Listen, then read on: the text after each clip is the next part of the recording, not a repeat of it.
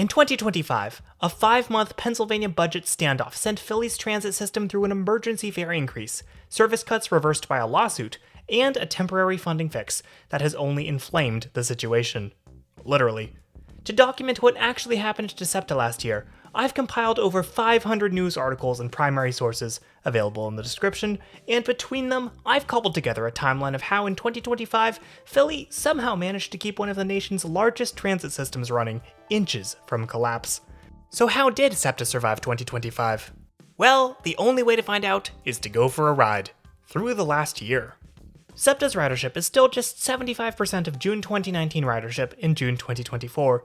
Staring down a budget shortfall later that year, the agency threatens drastic service cuts in the final months of the year, only for Pennsylvania Governor Josh Shapiro, a Democrat, to step in on November 22nd, diverting $153 million in federal highway funding as a one-time cash injection, postponing the cuts. SEPTA also gets a new acting general manager, former Chief Operations Officer Scott Sauer. For fiscal year 2026, that is, July 1st, 2025, through June 30th, 2026, SEPTA is staring down a $213 million structural deficit in its operating budget. The deficit was originally $240 million, but SEPTA has managed to whittle it down with internal cuts, including a pay freeze for most salaried employees and a partial hiring freeze. Pennsylvania Senate Majority Leader Joe Pittman, a Republican, says that this cost trimming is something we absolutely need to see continue. On the night of February 6th, commuters on a half-hour late Wilmington-Newark Line train look out the window of their half-century-old Silverliner 4 railcar to see clouds of smoke billowing out from beneath the train. Conductors hurry them away to another car. Soon every passenger is off the train. 4 are reported to have minor injuries. Images of SEPTA's aging railcars engulfed in flames quickly make the rounds on the news. The National Transportation Safety Board announces they will complete an investigation into the blaze. 3 days later, the Eagles trounce the Kansas City Chiefs to win their second Super Bowl. To handle the crowds at the victory parade, SEPTA bypasses the majority of its stations and terminates regional rail at 30th Street and Jefferson. In late February, SEPTA rolls out their long-promised SEPTA Metro branding, with rail services across the region receiving letters in place of names. Several buses with letter names are given numbers so as not to overlap with SEPTA Metro. SEPTA Interim General Manager Scott Sauer issues a dire warning. Big fare increases and steep service cuts are likely if the agency isn't able to get the operations funding it needs for the new fiscal year. A year that will see Philadelphia hosting the MLB All-Star Game, several games of the FIFA World Cup, and events celebrating America's 250th birthday. As February rolls into March, SEPTA announces plans for transit-oriented development, and contactless payment is rolled out on regional rail. But SEPTA's $213 million structural deficit remains an ever-present threat. Pennsylvania Governor Josh Shapiro and the House of Representatives in Harrisburg, which has a Democratic majority, are ready to support an increase in annual state funding for SEPTA to allow them to keep maintaining their current operations. But the state Senate, controlled by Republicans, has other ideas. They're upset with Governor Shapiro for flexing federal highway funds to SEPTA, since these funds could have gone to road and bridge projects, many of which are in rural Republican areas. Instead of increasing regular funding to the agency as it is, Republicans want SEPTA to re-examine their service model, given reduced ridership, COVID, crime, and the rise of remote work. State Republicans are also concerned that Shapiro's overall spending goals will lead to a multi-billion-dollar funding deficit in the state budget over the next 5 years. On April 10th, SEPTA puts out a press release. There is nothing left to cut from the budget but service. Since they still need to create a budget with or without adequate funding, SEPTA releases a plan outlining what they will do if they do not get additional operations funding. It goes something like this. Step 1. In August 2025, 32 bus routes will be eliminated, and 16 will be shortened. Service will be reduced across the board, and special event service, such as express trains to Eagles games, will be eliminated. Step 2. In September, a 21.5% fare increase will go into effect across the system, raising bus and metro base fares to $2.90. Step 3. In January 2026, all regional rail service on the Paoli-Thorndale line, the Kinwood line, the Trenton line, the Wilmington-Newark line, and the Chestnut Hill West line will be indefinitely suspended. While these are some of SEPTA's busiest rail routes, they use Amtrak's Northeast and Keystone corridors, which SEPTA has to pay Amtrak millions of dollars every year to use. Eliminating these payments to Amtrak could save a lot of money. The B3 will be closed, and the T1 and G trolleys will become buses. All remaining regional rail and SEPTA Metro service will end at 9 p.m. and 18 more bus routes will be slashed as well. Given the dramatic impact that these measures will have on ridership, Interim General Manager Scott Sauer states at a press conference, the reality is that we would start the dismantlement of public transit for our city and region as we know it today. Within a day, Philadelphians gather in front of City Hall to protest the cuts. Riders all over Greater Philly write to their legislators, join advocacy campaigns, and reflect on what service cuts would mean for them. Local news sources from around the region detail how their corners of Greater Philly will be impacted by the cuts, and concerns mount across the region that the loss of buses and rail will lead to job losses, greater traffic congestion, longer commute times for Philadelphians, and reduced property values. With the agency losing an estimated $30 to $68 million a year from fare evasion, SEPTA begins a fare enforcement blitz. SEPTA and beloved local institution, the Philadelphia Parking Authority, roll out bus lane enforcement cameras on buses. The SEPTA store makes a splash with System Map swim trunks, now available for the summer. SEPTA also rolls out the first 2 of a planned 10 hydrogen fuel cell buses for operation on the 23, inspiring a lyric on indie musician Jackson Betts' 2025 album, The Tri-State Area. Interim SEPTA General Manager Scott Sauer is confirmed as the agency's next GM at the start of June, a critical month for the agency. Pennsylvania's next state budget, which would include any new transit funding, is due on July 1st, and there is no clear sign of progress. And it doesn't just feel like things are on fire, they actually are. A fire from a dynamic brake failure on a Silverliner 4 train on the Trenton line leads to the evacuation of 100 passengers on June 3rd. 2 days later, a massive blaze breaks out in a yard full of abandoned buses, including decommissioned electric vehicles, one of whose batteries is soon found to be the cause of the blaze. As the month continues, the Chestnut Hill East Line shuts down for the whole summer for maintenance. On June 17th, with a vote of 107 to 96, the Pennsylvania House of Representatives passes legislation that would provide $292 million in new funding for public transit all around the state. This is the 4th time they have passed such legislation, and this time it includes funds for roads and bridges as well. Per the legislation, 6.15% of the state's 6% sales tax will go towards transit funding, rather than the existing 4.4%. But any additional funding to SEPTA faces steep opposition in the Republican-controlled Senate. Majority Leader Joe Pittman states that SEPTA is manufacturing a crisis, and emphasizes that the state's budget needs to be balanced, and that is easier said than done. For Shapiro's whole state budget to work, it needs to dip into the state's reserve fund. Republicans are quick to point out that the state is facing a structural deficit of its own, and needs to balance its budget, and they are concerned that SEPTA is draining resources away from other communities in the rest of the state. In a letter to transit advocates that pulls no punches, Senator Chris Dush states that hardworking families in rural Pennsylvania are being unfairly asked to bankroll Philadelphia's chauffeurs, bus and train operators, and reminds urbanites of their privilege to commute by transit while other Pennsylvanians are driving 60 miles to work every day and trying to avoid deer. Other major funding sources are discussed, namely legalization and taxation of marijuana and skill games. These are rife with complexity and controversy. Facing an uncertain situation ahead, SEPTA officials unanimously vote to approve the Doomsday Budget, which will go into effect if no additional operations funding is secured from the state. Funding effective transit is important and should be one of our biggest priorities as transit enthusiasts, but funding transit YouTube is pretty cool too, especially when people join my Patreon for early access to videos and bonus content. This week, I've posted a very long conversation with Steve from How We Get Around, going much more into depth on SEPTA's struggles in 2025, so go check it out. There is no PA state budget on July 1st, but that month, a transformer fire on the Manayunk-Norristown line leads to a train being evacuated. The Paoli-Thorndale line train, made up of Silverliner 4s, catches fire, and while no passengers are on board, one crew member is treated for smoke inhalation.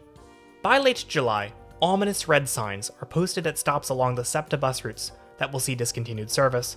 The month ends with no state budget, and SEPTA warns that they are nearing the point of no return, the point by which the August 24th cuts will go into effect, at least temporarily, even if funding becomes available.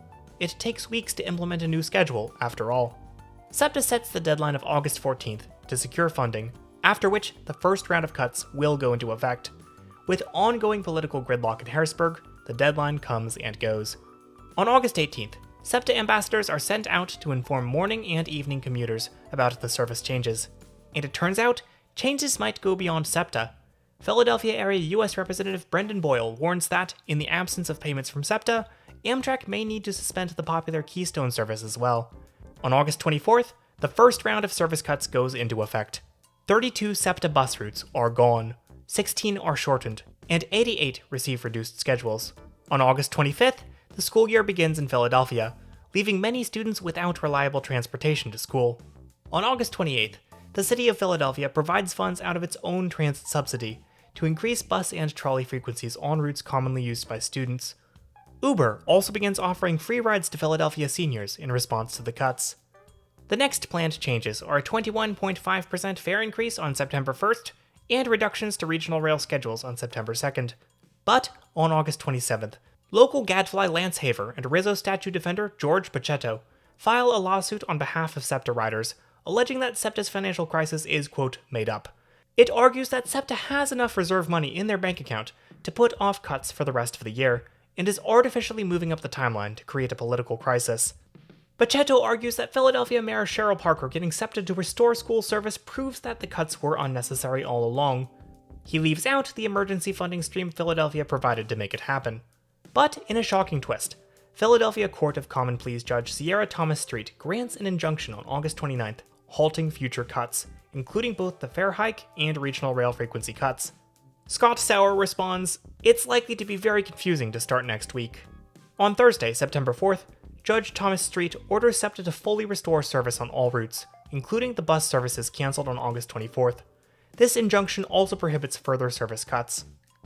Of course, SEPTA can't instantaneously bring everything back, and express subway trains to the Eagles game that night are only made possible thanks to a sponsorship from popular online sports betting platform FanDuel Sportsbook. Full service across all bus and train routes is rolled out by September 14th, along with the planned 21.5% fare hike, which the court ends up allowing. Of course, then there's the question of how SEPTA will pay for all the service that now can't be cut. A deal is quickly struck with the Shapiro administration, allowing SEPTA to pull operating funds for the next 2 years from the state's Public Transportation Trust Fund. The PTTF is a special budget set aside to provide operating assistance and capital funding to transit agencies. Between the PTTF and capital funds from federal and local sources, SEPTA is able to put together an operating budget by diverting funds from their capital costs and maintenance budget.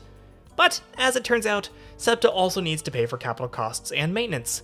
The agency decides to delay the purchase of over 200 new buses, as well as ADA upgrades at Bristol Station, in order to funnel cash towards operations.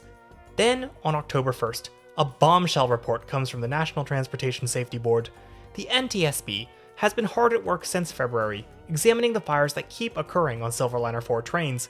The NTSB states, quote, "The outdated design of the Silverliner 4 railcars, in combination with SEPTA's maintenance and operating practices, represents an immediate and unacceptable safety risk because of the incidence and severity of electrical fires that can spread to occupied compartments."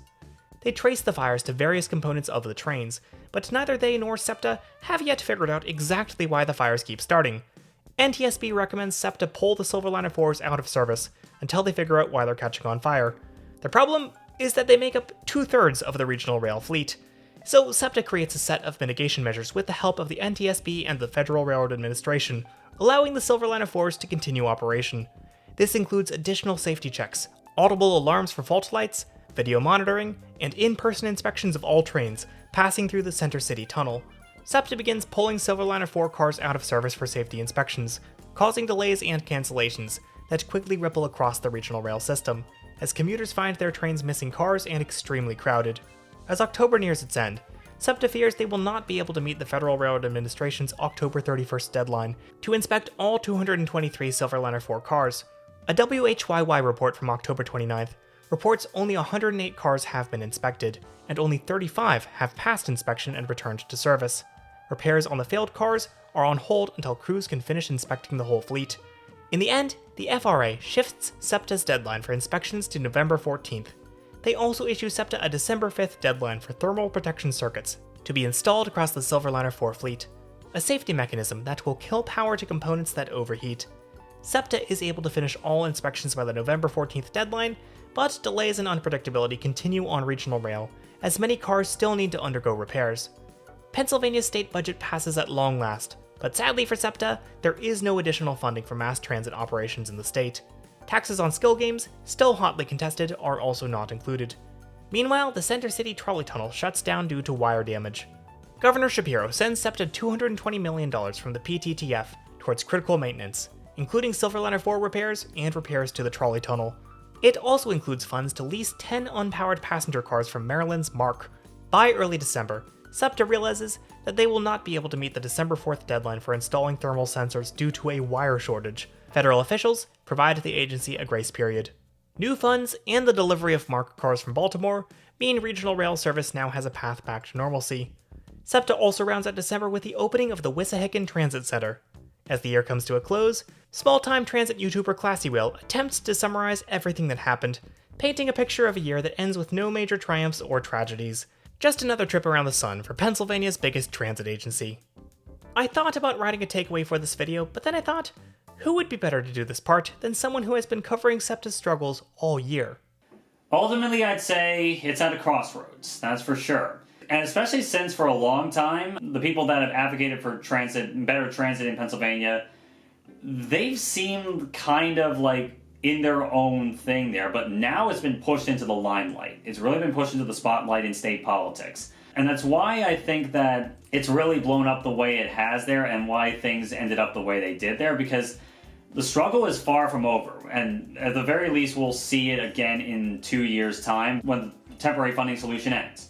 This is Steve from How We Get Around, and he's been making regular updates on SEPTA's crisis as they've progressed. You should totally check out his channel, and you can watch our full conversation on my Patreon. It's going to be a golden opportunity to really make big, meaningful change happen there. It's going to be a fight for sure. These kinds of grand struggles can be how great change happens, I think. And I stand by the notion that Pennsylvania as a whole, not just Philadelphia, not just Pittsburgh, not just Allentown, Lancaster, Harrisburg, Scranton, Wilkes-Barre, not just or Erie, any particular city, the whole state could have a transit future that the rest of the country aspires to and we can be genuinely proud of. Now is a golden opportunity to do it, and we can take that opportunity, and I think we will. Thank you all so much for watching. This is a little bit different than my usual videos, but this year I kind of want to explore more of this type of video. Let me know if you liked it and if there's other topics you'd like to see me cover. Thanks to Steve for taking the time to chat, and thank you Alex Davis for helping with research and writing. Check out both of their channels, and I'll see you all next week. Silver line is catching fire and the stakes are getting higher. Then Lance Haver claims Scott Saar is a liar. Lawsuit claiming that the cuts are a front and SEPTA has the cash. It's all just a stunt. The judge side with Haver and they call her a hero. But now SEPTA's gotta drain their bank account to zero. Trains are in flames and Pittman's like Nero. The only one left who can save us is Shapiro.